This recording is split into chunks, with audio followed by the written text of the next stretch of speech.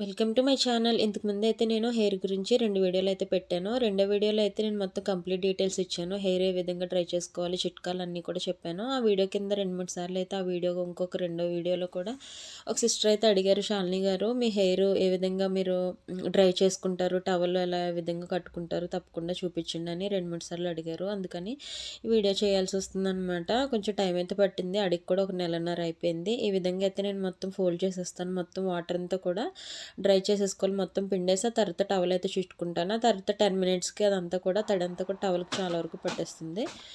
ఆ తర్వాత అయితే నేను ఈ విధంగా మొత్తం అంతా టవల్‌ని ఈ విధంగా తీసుకొని మొత్తం వాటర్ అంతా పోయేలాగా ఇలా డ్రై చేసుకుంటాను.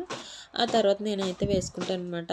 ఎన్నో 2, 3 సార్లు అడిగారు పాపం మా సిస్టర్, కానీ నాకు చేయడానికి అవ్వలేదు. మళ్ళీ ఇది ఎలా చేయాలో కూడా అర్థం కాలేదు. మళ్ళీ ఆడియన్స్ ఏంటి ఇలాంటివి కూడా వీడియోస్ చేస్తారని కూడా నేను చాలా రోజులు డిలే చేసేసాను. బట్ తప్పలేదనమాట. అడిగినవి చేయట్లేదని అనుకుంటారు కదా అని చెప్పి కొంచెం సింపుల్గా ఈ విధంగా చేసేసాను. అదనమాట ఈ వీడియో. మీకు నచ్చితే తప్పకుండా లైక్ చేయండి. ఈ విధంగా అయితే మొత్తం పెట్టేసుకొని ఇంక మా అమ్మని తీసుకురావడానికైతే